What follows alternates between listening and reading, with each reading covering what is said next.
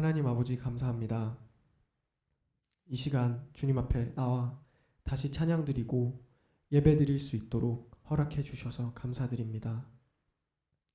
주님, 아무리 세상이 혼란스럽고 아무리 상황이 어렵다 하더라도 죽음에서 부활하시고 우리 열방의 소원이신 소망이신 주님께서 이미 승리하셨다는 것을 기억하고 진심으로 기뻐할 수 있는 우리가 될 수 있도록 도와주시옵소서.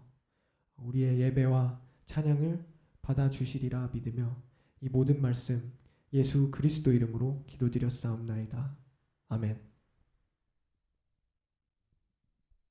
예배에 나오신 여러분을 주님의 이름으로 환영합니다. 이 시간 어렵고 힘든 상황이라 하더라도 우리의 소망이 되시는 함께 기쁘게 찬양을 올려드렸으면 좋겠습니다.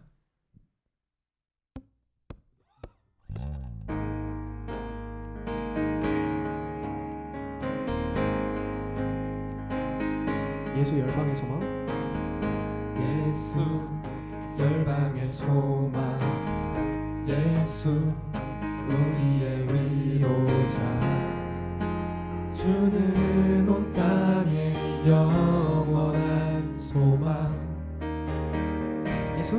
예수 어둠 속의 빛, 예수 변함없는 진리, 주는 온 땅에 빛이 되시네. 우리 위에 죽으시고 우리 위에 죽으시고 다시 사신 생명의 주, 주님만이 소망이요 주님만이 소망이요 변함없는 반석이라, 주님만이 온 세상을 비추시네. 또 죽음에서 부활하신 우리 구주 평강의 왕, 주를 믿는 모든 자의 소망 되신 주를 믿네.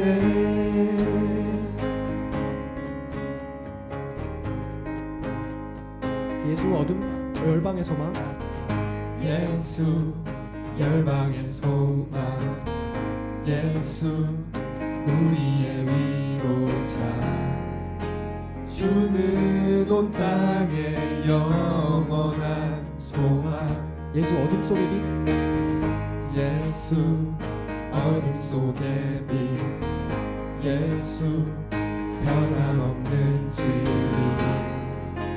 주는 온 땅에 빛이 되시네. 우리 위에 죽으시고 다시 사신 생명의 주, 주님만이 소망이요 주님만이 소망이요 변함없는 반석이라, 주님만이 온 세상을 비추시네. 또 죽음에서 부활하신 우리 구주 평강의 왕, 주를 믿는 모든 자의 소망 되신, 주님만이 소망이요 주님만이 소망이요 변함없는 반석이라, 주님만이 온 세상을 비추시네. 또 죽음에서 부활하신 우리 구주 평강의 왕, 주를 믿는 모든 자의 소망 되신 주를 믿네.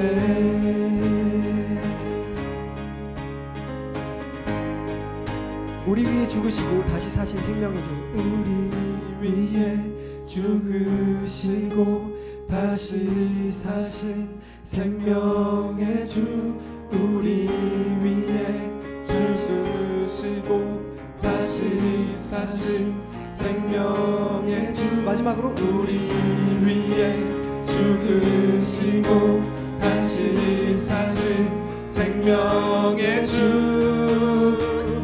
주님만이 소망이요 변함없는 반석이라 주님만이 온 세상을 비추시네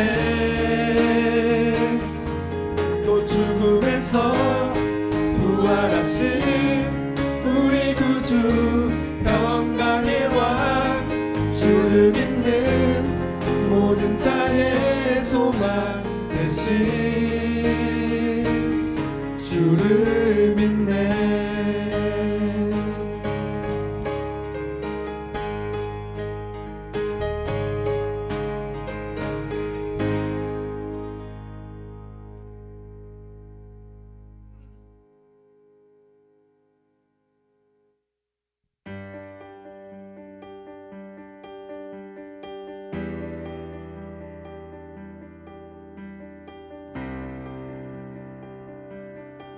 땅 위에 오신 이 땅 위에 오신 하나님의 본체 십자가에 달리사 우리 죄 사하셨네 하나님이 그를 지극히 높여 모든 이름 위에 뛰어난 이름을 주사 우리 예수 이름 앞에 절하고 모든 입이 주를 시네 영광 중에 오실 주를 보리라 선포해 왕께 만세 왕께 만세 존귀와 위엄을 찬양해 왕께 만세 주 예수 하나님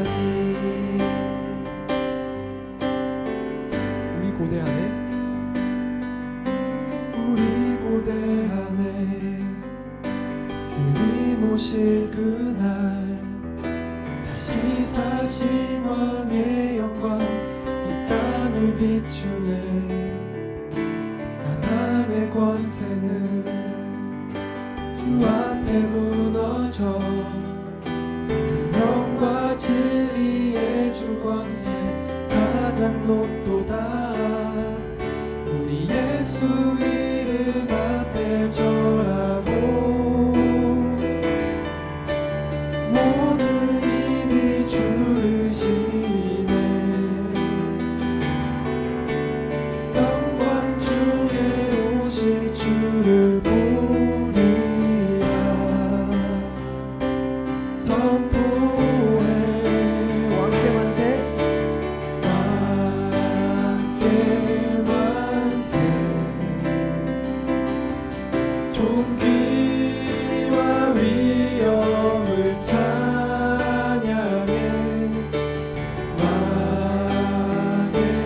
왕께 만세 주 예수 하나님 우리 예수 이름 앞에 절하고 우리 예수 이름 앞에 절하고 모든 입이 주를 시네 영광 중에 오실 주를 보리라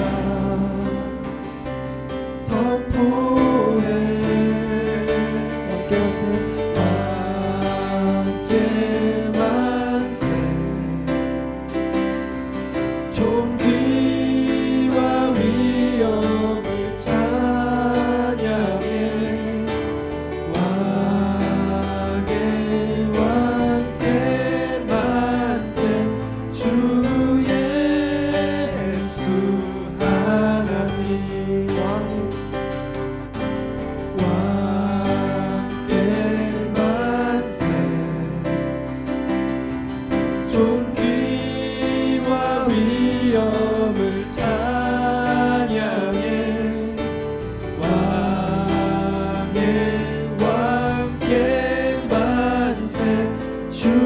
예수 하나님.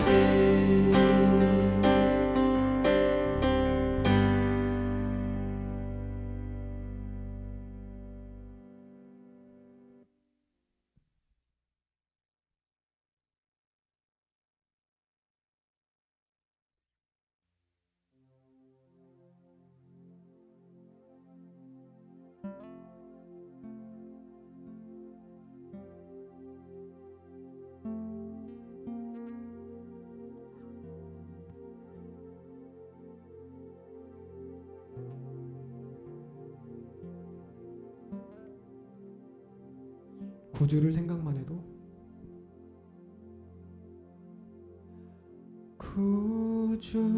구주를 생각만 해도 내 맘이 좋거든.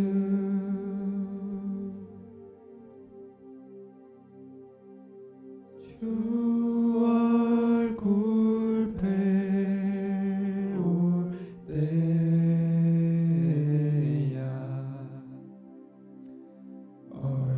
얼마나 좋으랴.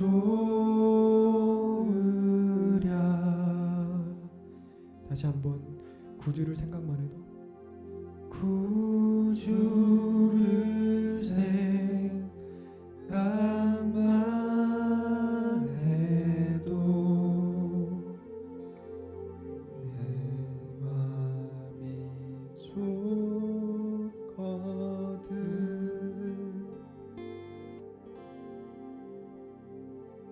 주 얼굴 배울 때야 얼마나 좋으랴.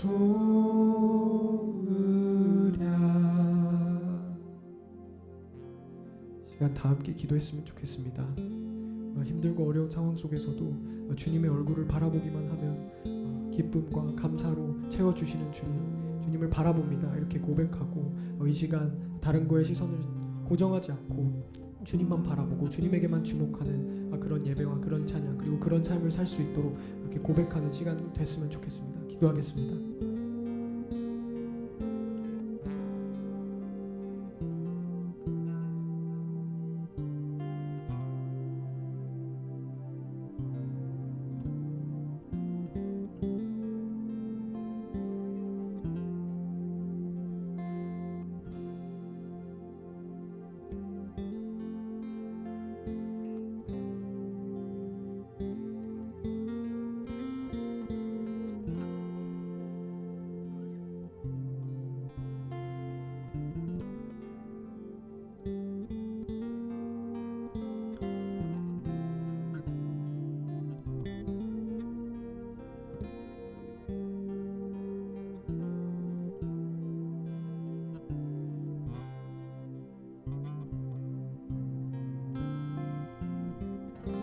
사랑의 구주 예수여,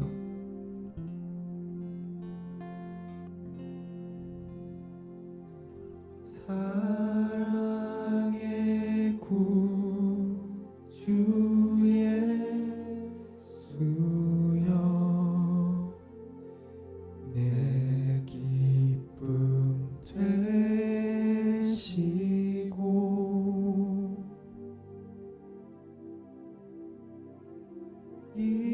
이제와 또한 영원히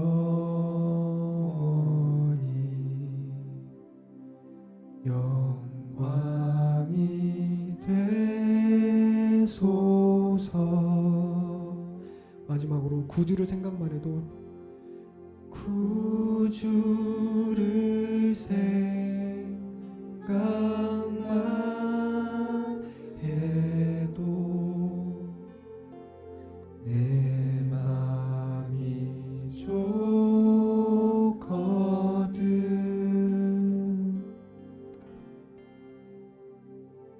주 얼굴 배울 때야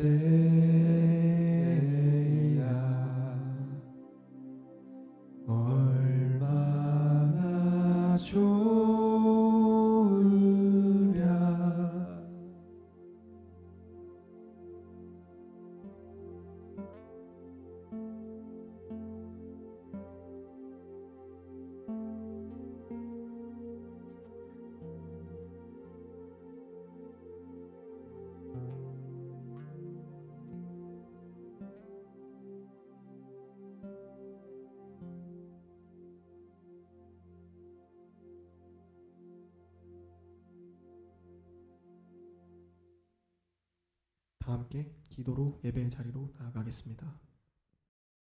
너는 내게 부르짖으라.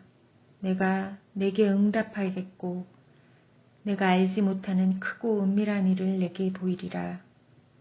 사랑의 하나님, 이 시간 고개 숙여 감사하며 기도드립니다. 어김없이 아름다운 계절을 주시고 일용한 양식을 주시고 안정적으로 온라인 예배를 드릴 수 있게 하심에 감사드립니다. 이번 학기에도 새 가족들과 신입생들을 보내주심도 감사합니다. 성경 공부, 기도 모임, 목장 모임, 큐티 나눔으로 꾸준히 모일 수 있게 하심도 감사합니다. 이전엔 당연하다 여겼던 것들이 모두 은혜였음을 알게 하심 또한 감사합니다. 온라인으로만 대면하는 세상은 보고 싶은 것만 보고 싸우고 나뉘고 욕하고 각자 소견에 옳은 대로 행하였다던 성경 구절과 별반 다르지 않은 모습이지만 그때나 지금이나 하나님은 살아계시고 우리 가운데 역사하시며 충성된 일꾼을 찾으시고 주님 마음에 합당한 교회를 쓰시는 줄 압니다. 그러기 위해서 먼저 용서하지 못했던 것, 세상 염려로 믿음이 흔들렸던 것, 내 욕심으로 기도했던 것들, 내 힘과 능력으로 이루었다 자만했던 것들, 비교하고 시기했던 더러운 마음들을 다 주님 앞에 내어놓고 회개합니다. 우리를 용서하시고 새롭게 하옵소서.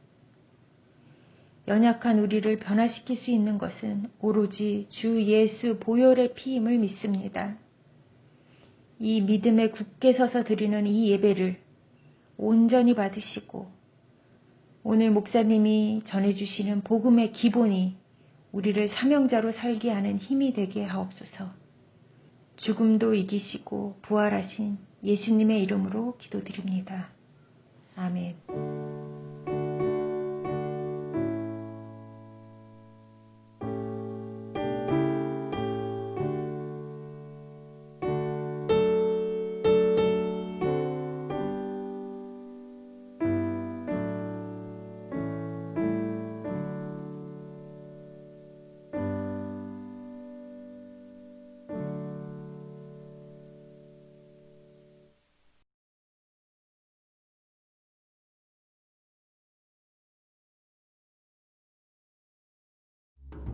During Passover, many people came to Jerusalem to worship at the temple.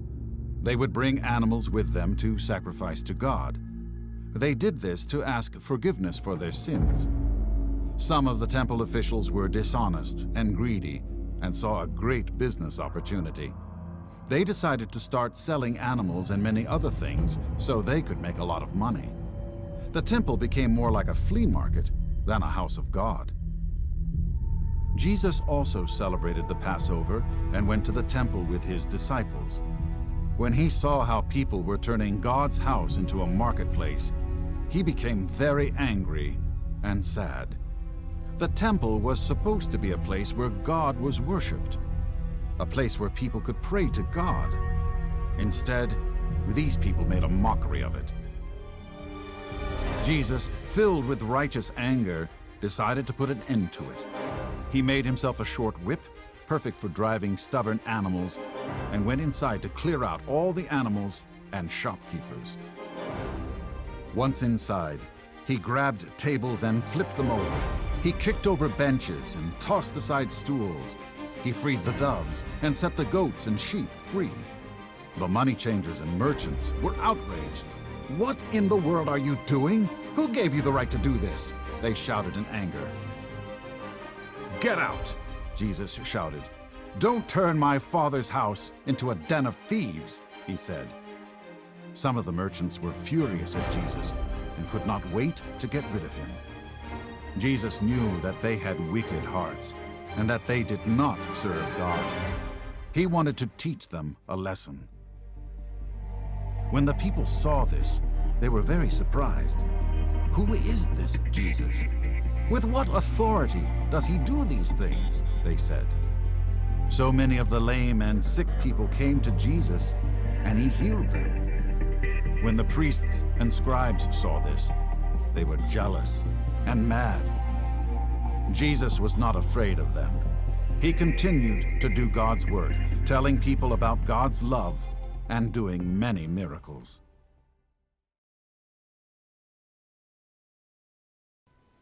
Good morning. What gets you mad? What makes your face scrunch up and your fists ball up? What makes you so mad that your blood is boiling or your face gets as red as an apple?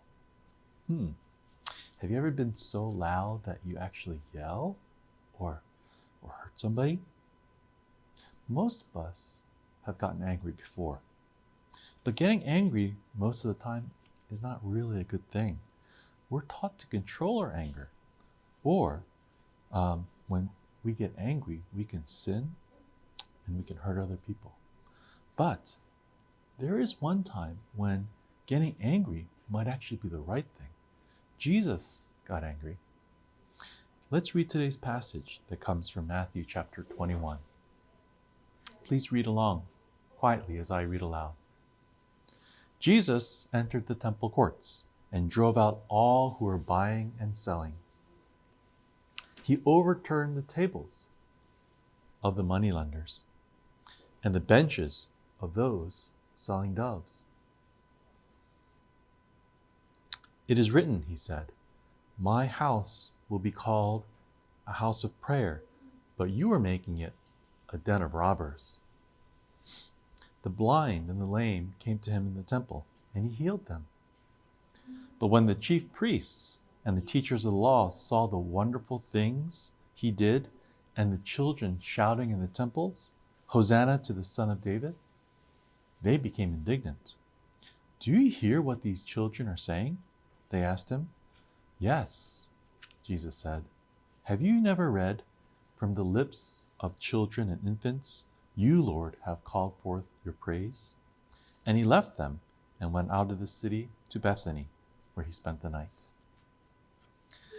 As we grow up, we learn in church and from our parents what we're supposed to do. We learn what is right and what is wrong. We learn about sin, and sin is doing anything that is against God's will. Now, when I was younger, I had to memorize the 10 Commandments. You probably did too, right? Well, the 10 Commandments don't list every single thing that we're supposed to do and not do. So how do we know what we're supposed to do? Well, in the old days, they made a lot of rules. They made hundreds of rules, actually. And there were so many rules, it was kind of hard to keep track of them. Now, is that what we're supposed to do? Follow rules? What we learn today is that it's not enough to do the right thing. We have to have the right motivation or the right heart, the right reason. In the Bible, it says that God looks at the heart, not just the actions or the outward appearance. That's how God knew that a little shepherd boy David would become the king of Israel. Whatever we do, God looks at our hearts, and he wants our hearts to match our actions. The merchants in the temple seemed to be helping the Jewish people by selling them the sacrifices they would need when they went to the temple. But in actuality, these people were kind of greedy. They wanted to make money. And when they were trying to make this money, they didn't care that they were interrupting the people who wanted to worship God at the temple. People who came to the temple, they couldn't focus on worshiping God, on praying quietly and meeting with God quietly. In today's passage, Jesus combined doing the right thing with having the right heart. Jesus was so upset because he saw all these people who were doing things, and they were distracting people who wanted to meet God. So what were they doing? Well, they were making a lot of noise. They were selling animals. They were yelling, and they were helping or not helping the people meet God.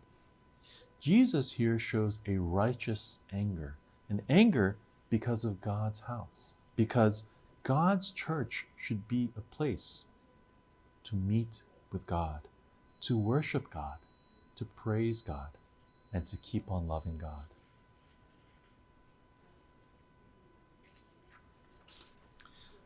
When do we get angry? Is it when someone says mean things to us? Or when they do something to treat us unfairly? Is it because we don't get what we want? Well, when we get angry because of these self-focused reasons, it's possible that we could be sinning, and we can start acting out on these feelings of anger. So we need to be careful. Feeling angry is not necessarily a sin, but acting out of anger can definitely lead us into sin and can actually hurt other people. When might it be okay to be angry and to show it? It's when we do things because God's name is at stake. Jesus wants us to glorify God and to help everyone else glorify God too. That was his motivation.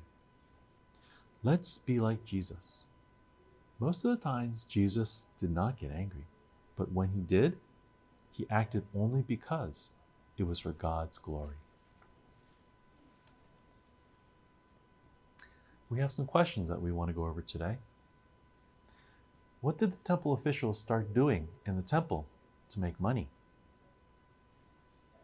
They started selling animals and other things. Where did Jesus celebrate the Passover?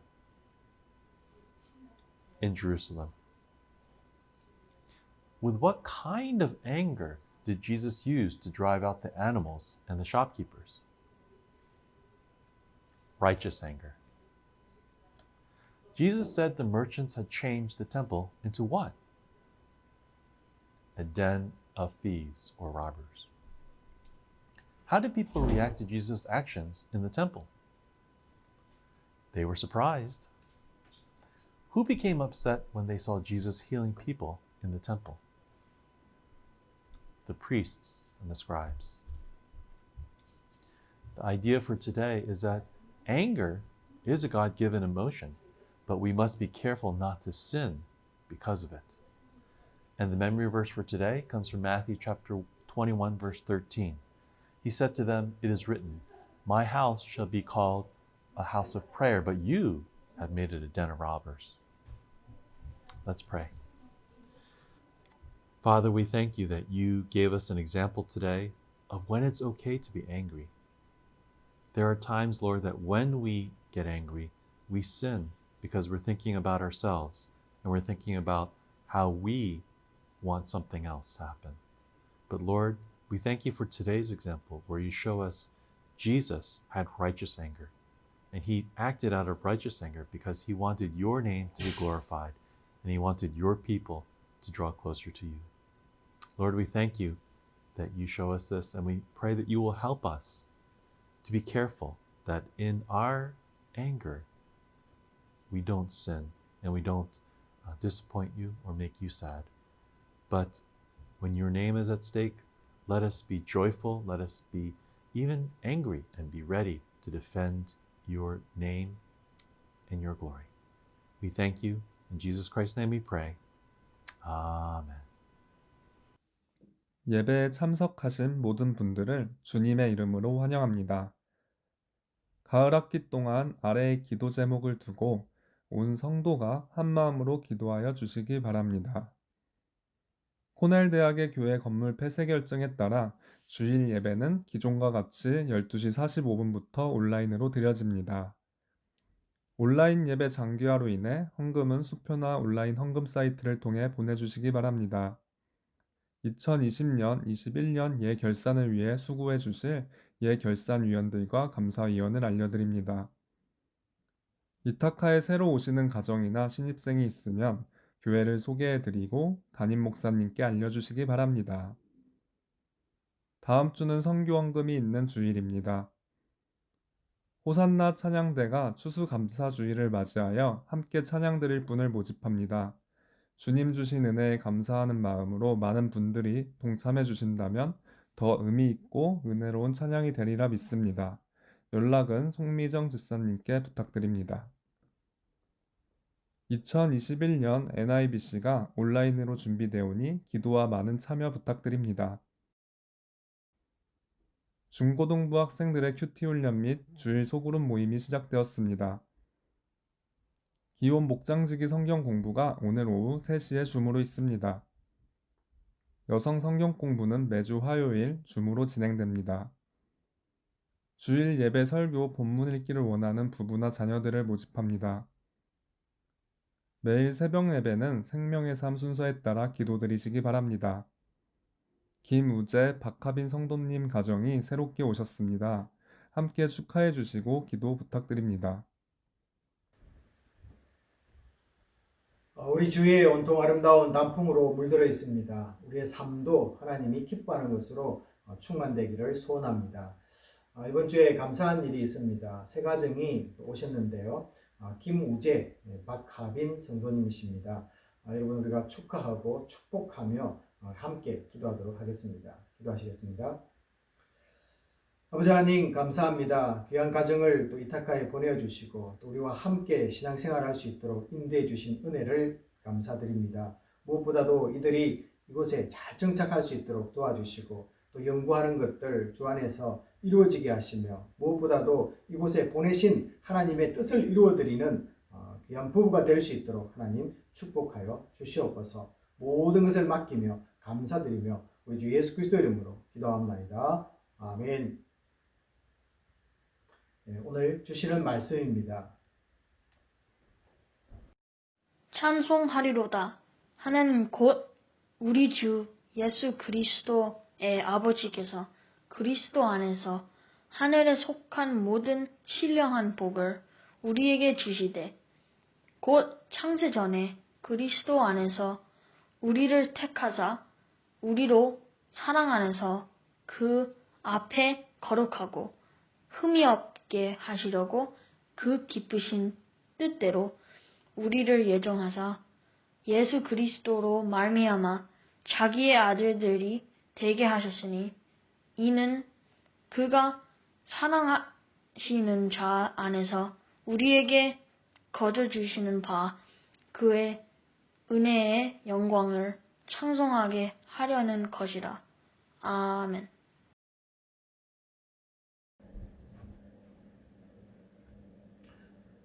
살면서 정말 아쉬운 것이 하나 있습니다. 어릴 적에 한 번도 이 아빠라고 불러보지 못한 것입니다. 엄격한 집안의 이 문화 때문인지 모르지만 아버지라고만 불렀습니다.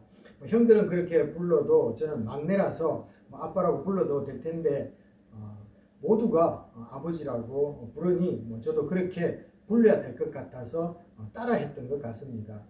그리고 아빠라고 불러야겠다고 용기를 가졌을 때는 아버님은 이 세상을 떠나셨습니다. 그래서 이 좋아하는 말들 중에 하나가 아빠입니다. 결혼을 하고 이 딸아이가 태어났는데요.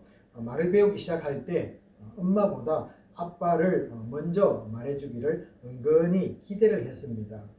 제 기억으로는 엄마보다 분명히 아빠를 먼저 말했다고 기억이 납니다. 아마 아내는 다르게 또 생각을 하는지도 모르지요.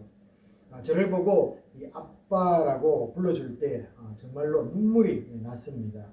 지금도 아이들이 아빠라고 하면은 화가 다 풀립니다. 그리고 얼굴 찡그리던 것 다 없어집니다.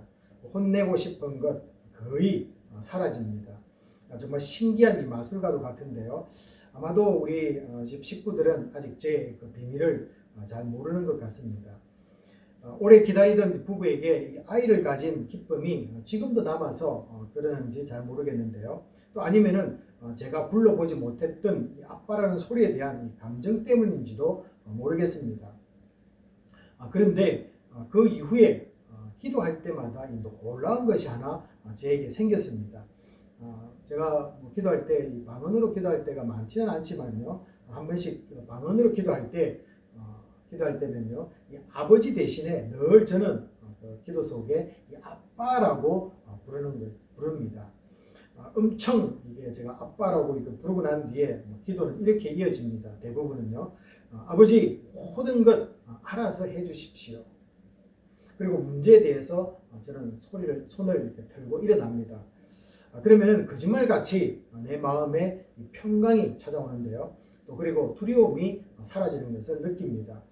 몰려왔던 이 근심이 또 조금씩 줄어드는 것을 제가 느낄 수가 있습니다. 내게 어떤 일이 다가와도 상관없다는 이 안정감이 몰려옵니다.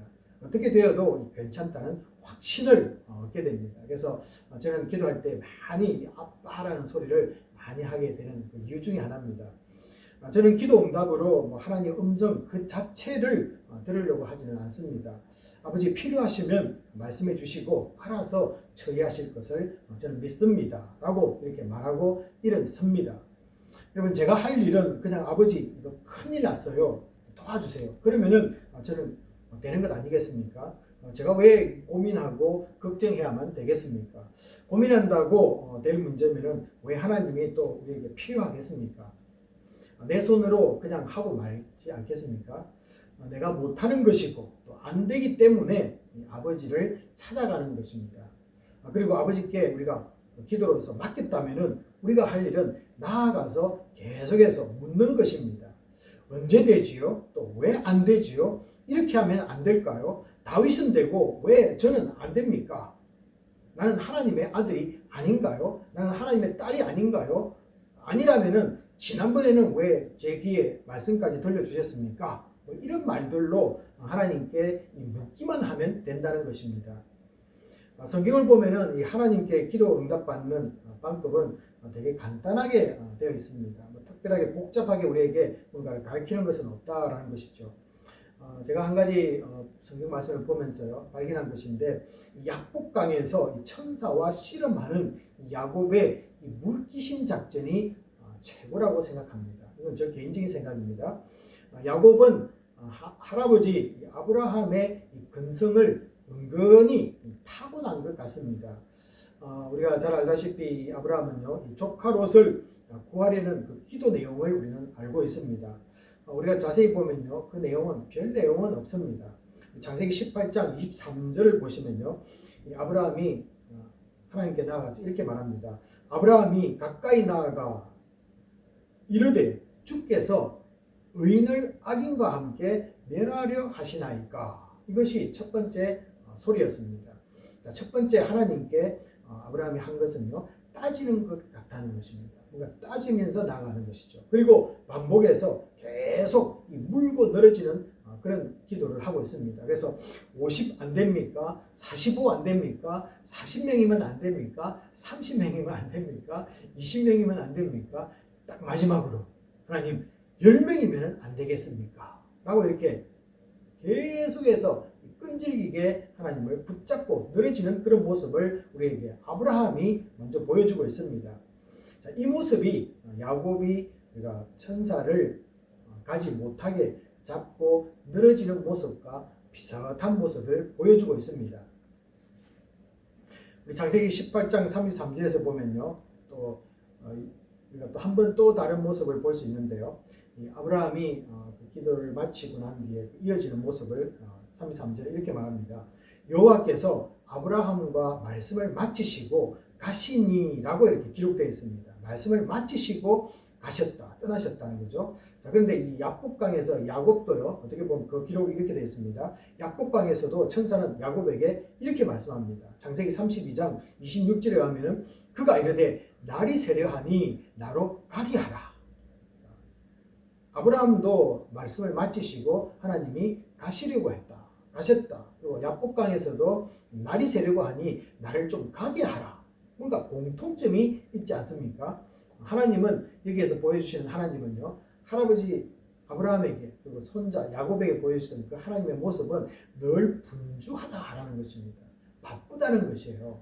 자, 그러나 분주해서 분주한 것이 아니라는 것입니다. 또 급히 떠나려는 것도 사실은 아니라는 것이죠. 예를 들면 이런 것입니다. 아빠 간다 빨리 매달려 라는 그런 뜻입니다. 그래서 아빠가 출근하기 전에 너희들 할 말이 있으면 빨리 말해 뭐 이런 뜻이 되겠죠.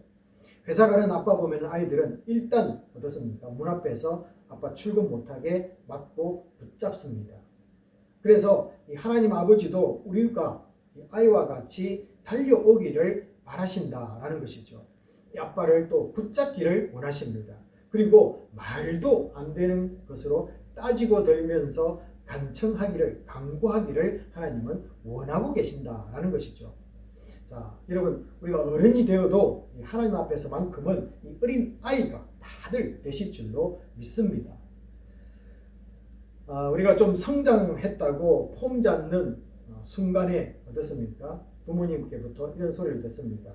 이제 너 아이 아니잖아. 네가 알아서 해야지. 이런 소리를 듣습니다. 이것은 육신의 부모님들이 하는 말씀인데요. 왜 그런 줄 아십니까? 이 땅에 육신의 부모님들은 한계가 있기 때문에 그렇습니다. 특별히 아버지의 한계 때문에 그렇습니다.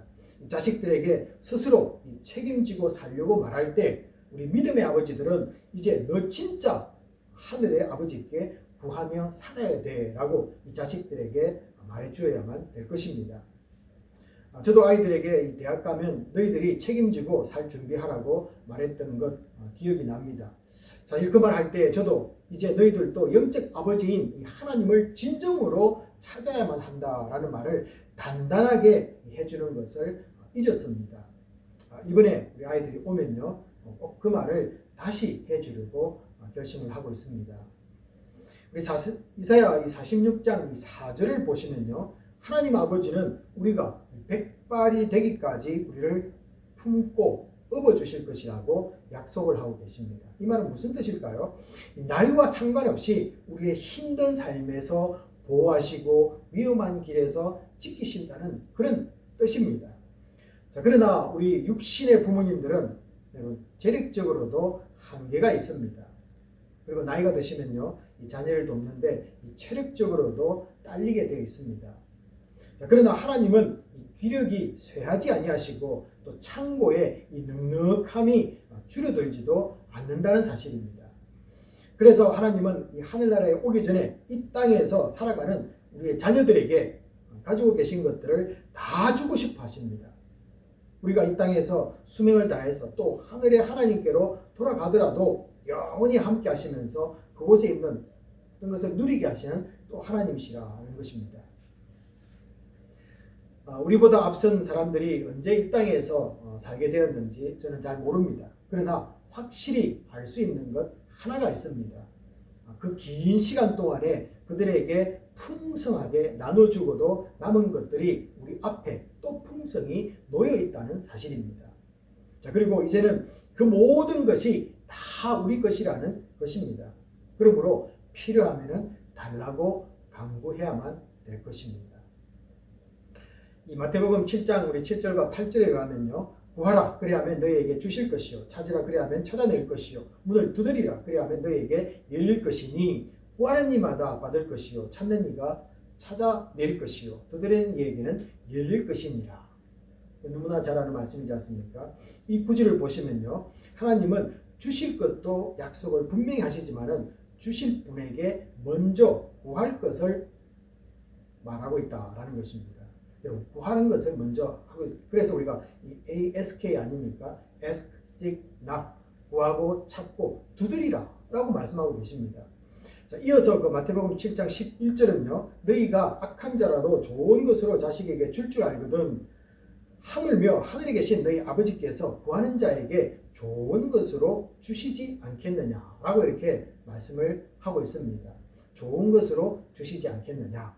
자, 여기서 우리가 분명히 또 한번 주의해야 할 것이 하나 있습니다. 자, 하나님은 우리가 구하는 것을 주시는 분이 아니십니다.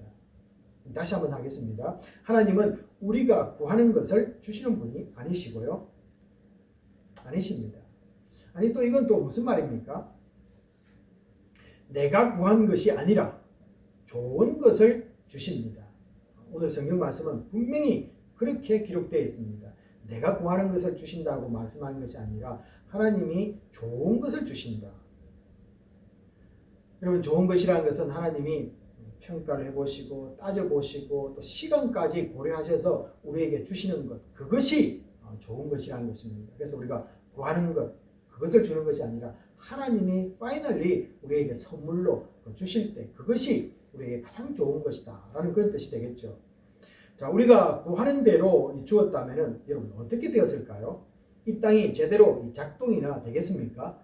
이기적인 인간으로 인해서 더 가지거나 또 높은 자리에 앉으려고 세상은 이 싸움판이 되어버리고 말았을 것입니다.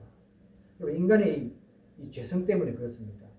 자, 그렇다면은 이제 우상과 또 다른 신들에 대해서 한번 보려고 하는데요. 이 우상들과 다른 신들은 그들을 따르는 자들에게 어떻게 말하고 있는가라는 것입니다. 자, 우상은요, 먼저 우리가 원하는 것을 다 준다는 생각을 사람들이 갖게 만듭니다. 예, 브레인와시를 하는 거죠. 세뇌를 하는 것이죠. 그래서 이 사람들이 우상을 섬기는 이유가 될 것입니다. 다 준다고 하니 여러분 우리가 구하는 것을 주는 것이 아니라 하나님이 주는 것을 준다라고 말하는 그 신과 또 그리고 너희들이 원하는 것은 다 줄게라고 강구하는 것이 있다면 어떤 것을 사람들이 또 따르려고 하겠습니까? 자, 그러나 우상은 우리가 구하는 것을 줄 수가 없습니다. 스스로 존재하는 것이 아니기 때문에 우리들에게 줄 무언가를 만들 수가 없다는 것입니다. 이 모습을요, 우리 이사야 46장 6절을 보시면 이렇게 말합니다. 사람들이 주머니에서 금을 쏟아내며 은을 저울에 달아 도금장에게 주고 그것으로 신을 만들게 하고 그것에게 엎드려 경배한다고 말씀합니다. 그래서 우상은요, 우리의 호주머니에서 나온 이 돈으로서 우리 손으로 만들었다는 것입니다. 그러니 어떻게 내가 구하는 것을 그 우상이 나에게 줄 수가 있겠습니까?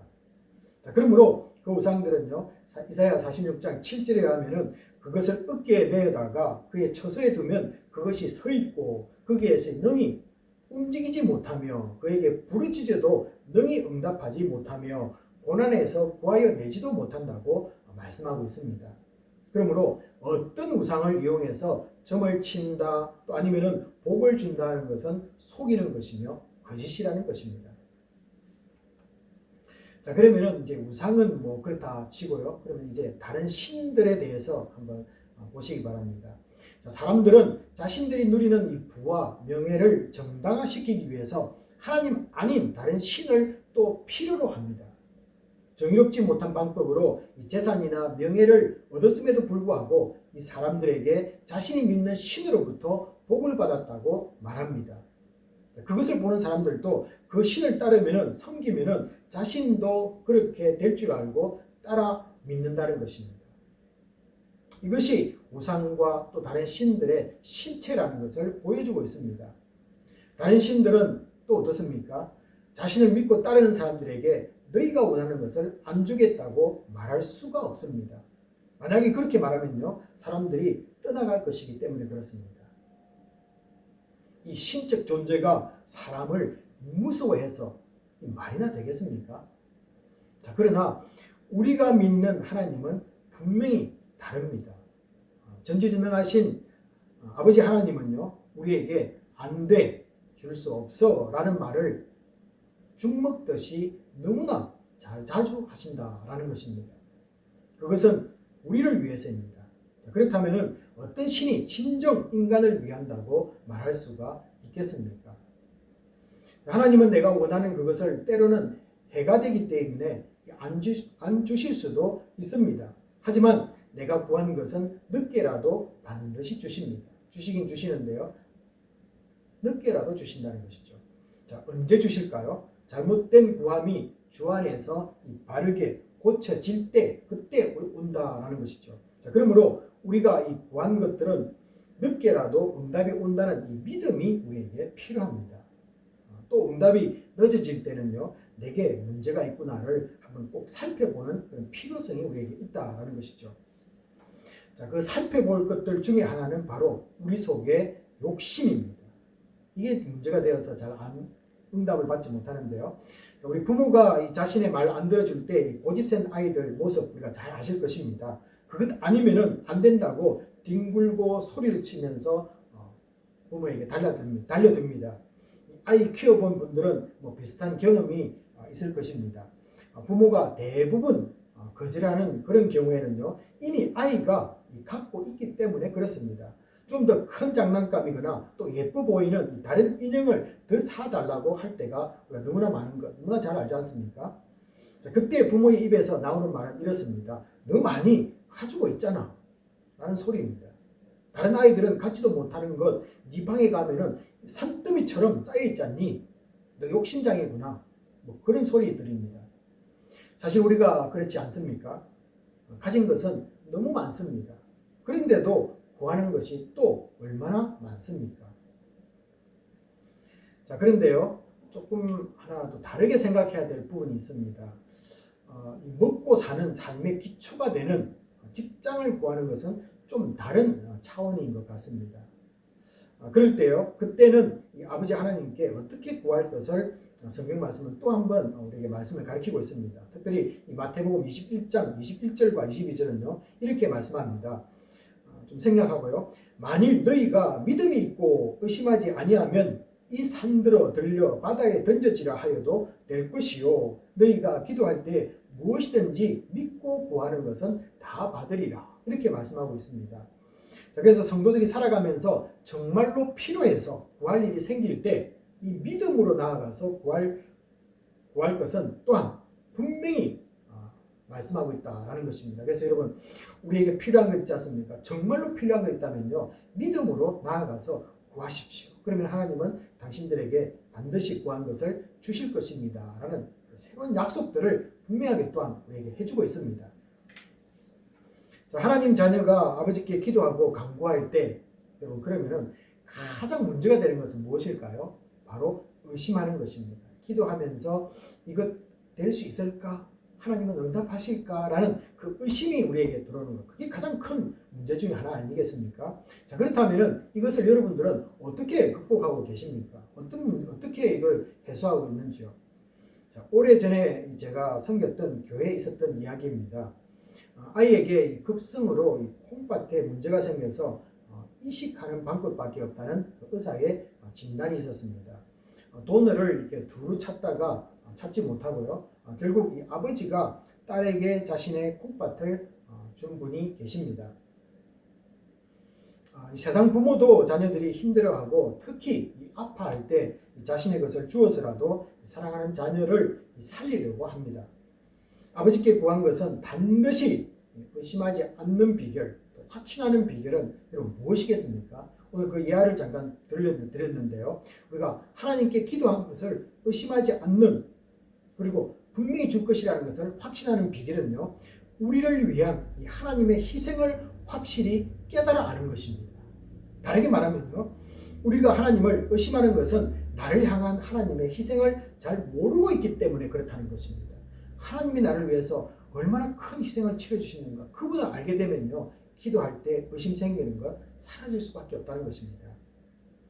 제가 말한 그 아이는 이제 커서 대학 3학년 정도가 되었을 걸로 알고 있습니다. 이 자신이 살 수 있었던 이유는 아버지가 자신을 위해서 그 신체의 일부를 주었기 때문에 그렇습니다. 그런데 우리가 아버지라고 부르는 하나님은 여러분 어떤 분이십니까? 자신의 독생자를 이 땅에 인간으로 보내주셨습니다. 여러분, 또 이렇게 제가 말씀을 드리면요, 하나님은 아들 독생자 예수를 이 땅에 보내주셨다라는 그 말에 대한 의미를 조금 잘 이해를 못하시는 분들이 있을 수 있습니다. 자, 그렇다면 제가 한번 조금 더 쉽게 하기 위해서 예를 한번 들어보도록 하겠습니다. 여러분, 우리 성도님들이 자식처럼 아끼고 이름까지 지어 부르는 이 강아지가 있다고 한번 생각해 보시죠. 자, 이 강아지는요, 너무 안 좋은 것을 계속 먹고 싶어하고 또 주인이 없으면은 그것을 뒤져서라도 자기 배를 채우고 있습니다. 주인이 이것을 알아차리고는요, 병나지 않고 또 그리고 오래오래 주인과 함께 살려는 이 계획을, 플랜을 짰습니다. 자, 그런데 문제는 무엇이냐면은 이 강아지와 주인 사이에 이 커뮤니케이션, 말의 소통이 안 된다는 것입니다. 그래서 이 말의 소통이 되기 위해서요, 가장 좋은 방법을 하나 생각을 했습니다. 그것은 자신의 아들들, 그것도 자신들의 가문의 자랑인 몇 대 장손 이 아들을 강아지가 되게 하는 것입니다. 여러분, 우리 성도님들은 할 수 있으십니까? 내 사랑하는 아들을 내가 사랑하는 강아지와 커뮤니케이션 하기 위해서 네가 좀 그 중간에 서서 좀 말을 좀 전달해 주면 좋겠다 라고 하면서 네가 강아지가 되었으면 좋겠다 라고 이렇게 부탁할 수 있겠습니까? 그리고 그 아들은 그걸 예스라고 받아들일 수 있겠느냐라는 것이죠. 자, 그런데요, 하나님과 아들은 하셨습니다. 또 그리고 이 아버지가 그렇게 아버지도 그렇게 허락하셨는데요. 예수님이 사춘기 지나면서 말을 안 들어서 고생 좀 하라고 이 지구에 보내신 것이 아닙니다. 이 창세전부터 하나님과 함께 하신 귀한 아들입니다. 어디에도 보내지 않고 영원을 곁에 두면서 아끼신 하나뿐인 아들이었습니다. 그런데 그것도 이 자신의 손으로 만든 피조물을 위해서 인간이 되도록 하셨습니다. 자, 그렇다면은 가장 귀하고 권력 있고 명예를 가진 집에 태어나야만 했을 것입니다. 그런데 가장 흔한 이름을 가진 어머니 마리아와 왕족의 가문이라고는 하지만은 명예와 재산도 상실한 요셉의 집에 태어났습니다. 자, 그 정도는 뭐 우리 부모님들도 자식 훈련시키는 셈치고 이 땅의 부모님들도 할 수 있을 것이다 라고 뭐 생각할 수도 있습니다. 자, 그런데요, 창세 전에 인간을 위해 세워진 구원 계획 속에는요, 하나님의 아들을 십자가에서 죽이는 것이 포함되어 있다는 것입니다. 그 패키지 속에는 그 아들을 인간으로 보내는 것도 중요하지만 그 아들을 십자가에서 죽이는 것이었습니다. 그것이 포함되어 있다는 것입니다. 그것을 우리가 이 에베소서를 통해서 지금 보고 있는데요. 특별히 에베소서 1장 5절을 보시면은 이 그리스도로 말미암아라는 단어 속에 나타납니다. 특별히 그 말미암아라는 그 의미는요, 그리스도가 수단이 되어서 또 아니면은 그리스도를 아들을 죽여서 죽인다, 수단이 된다, 그런 의미가 말미암아라는 단어 속에 들어있는 의미입니다. 십자가는 하나님 자신이 만든 이 피조물의 죄를 대신해서 사랑하는 자신의 독생자를 죽이는 사건이었습니다. 그것도 가장 수치스럽고 잔인한 십자가형이었습니다. 누가 그렇게 하려고 하겠습니까? 그러나 하나님은 그 계획을 창세 전에 마련해 두었다라고 분명히 우리는 에베소서를 통해서 알고 있습니다. 여러분, 그 계획 세워놓고 우리 같으면은 여러분 밤에 잠이나 오겠습니까? 그리고 밥을 먹을 때 밥이 넘어갈 수 있겠습니까? 자, 더 힘든 것은 이 아들이 죽어가는 그 모습을 아버지는 바라보아야만 한다는 것입니다. 그리고 죽음 가운데 내버려 두어야 하는 가장 긴 이 사흘의 시간을 하나님은 참아야 한다는 것입니다. 다시 에베소서 1장 5절을 보시면요, 그게 무슨 기쁜 일이 되겠습니까? 그런데 에베소서 1장 5절에는 그 기쁘신 뜻대로라고 이렇게 말씀을 하고 있습니다. 그 기쁘신 뜻대로. 그 의미는요, 우리를 얼마나 사랑하셨으면은 이 즐거운 마음으로 그 계획에 두 분이 동참하셨다라는 그런 뜻이 되겠습니다.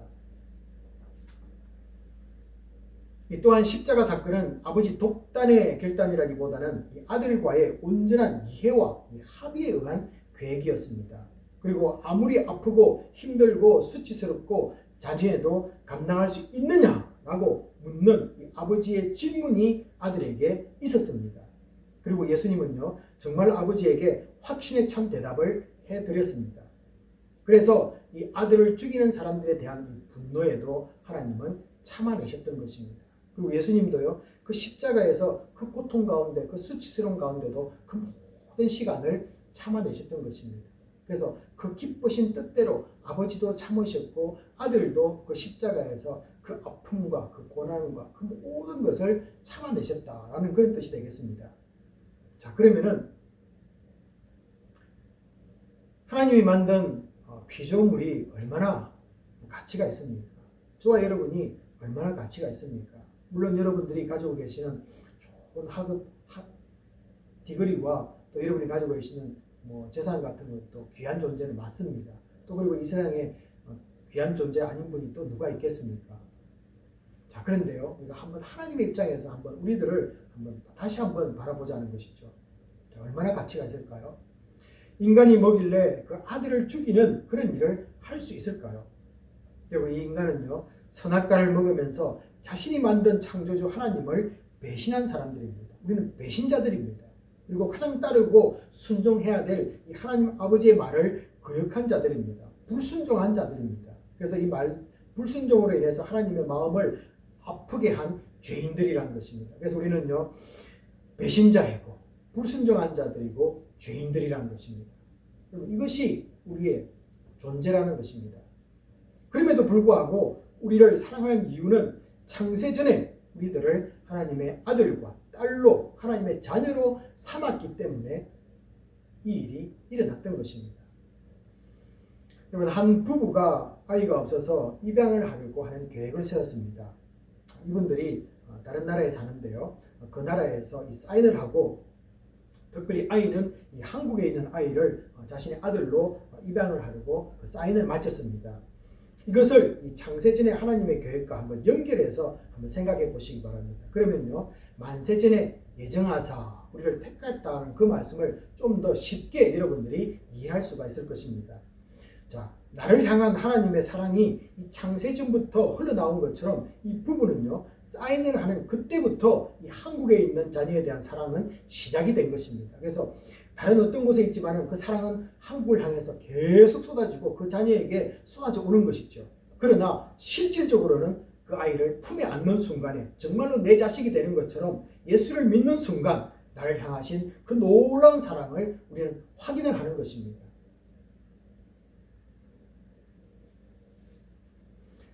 여러분, 자녀들도 커가면서 이 부모의 사랑을 확인하는 순간이 다들 한 번씩은 있을 줄 압니다. 저 같은 경우에는요, 아이를 키우면서 좀 놀린다고 아이에게 다리에서 주워왔다고 하면 꽤 심각합니다. 그리고 누나에게도 작전을 짜서 동생 너 정말로 아빠가 다리에서 주워왔대. 너 우리 집 아이 아니야. 이렇게 말을 한번 하는데요. 그럴 때 너무 아이가 이 마음을 상하게 하지 않으려고 거짓말이라고 하면은 엄청나게 신나하던 그런 때가 기억이 납니다. 우리는 이 하나님 아버지의 가장 사랑받는 대상입니다. 이것은 자신의 아들을 십자가에 내어주셔 죽이심을 통해서 확실히 증명이 되었습니다. 정말 하나님이 나를 사랑하시는가? 여러분, 의심할 필요가 없습니다. 창세전부터 우리를 분명히 사랑하셨습니다. 그리고 십자가를 통해서 보여주셨습니다. 이제 우리에게 늘 함께 하시며 사랑해 주시는 아빠가 계십니다. 그래서 하나님 아버지와 아빠와 함께 이 행복한 이야기를 세상에 남기는 복된 인생 되기를 주님의 이름으로 축복합니다. 시간은 주신 말씀 붙잡고 있는 자리에서 함께 통성으로 기도하는 시간인데요. 우리에게 나아가서 부르짖을 수 있는 하나님 아버지가 있다는 것을 감사하시고 또 내가 원하는 것이 아니라 정말 하나님 보시기에 좋은 것을 주시는 하나님께 감사를 올려드리는 기도를 드리기 원합니다. 기도하시겠습니다. 아버지 하나님, 복된 주일날을 통해서 말씀이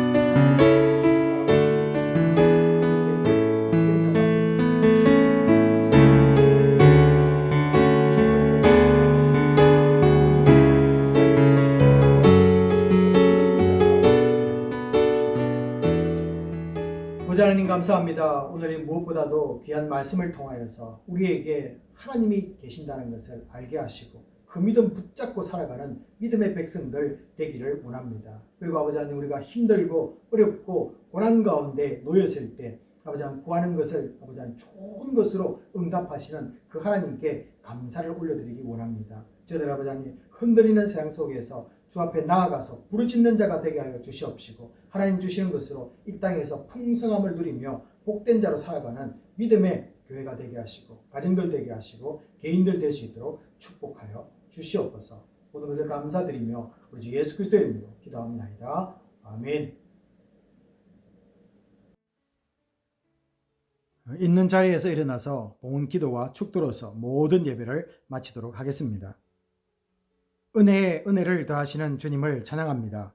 늘 우리가 기대하지 않았던 것을 주시고 우리 삶을 풍요롭게 해주시는 주님 앞에 나아갑니다. 성도들의 삶을 지켜주시고 우리의 쓸 것과 입을 것을 공급하는 주님께 감사를 드립니다.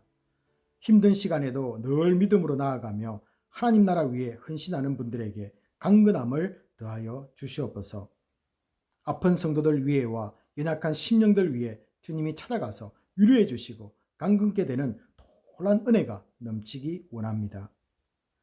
드리는 성도들에게 더 드릴 수 있는 마음도 허락하시고 이 물질, 가난하고 힘들고 어려운 곳과 선교지에 떨어져서 좋은 열매들이 맺히게 역사하여 주시옵소서.